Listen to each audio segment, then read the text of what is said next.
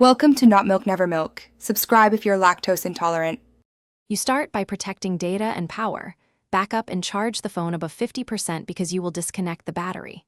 First, confirm if the problem is software. Test volume and settings in safe mode and with Bluetooth off. This tells you whether to continue with hardware work.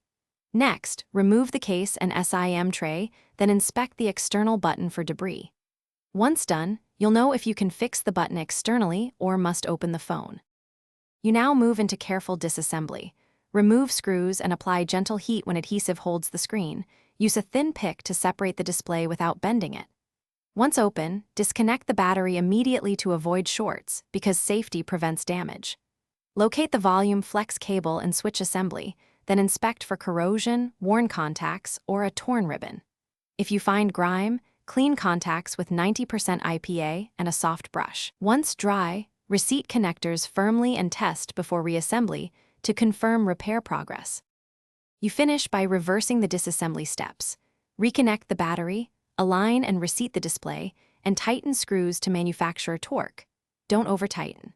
Power on and test volume buttons in multiple apps to verify tactile response and software recognition.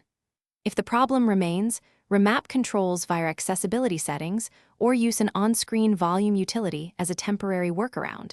This demonstrates whether software can override the fault. If the hardware still fails, the key troubleshooting tip is to stop and consult a certified repair shop. Thanks for watching. If this was helpful, leave a like and consider subscribing. See you next time.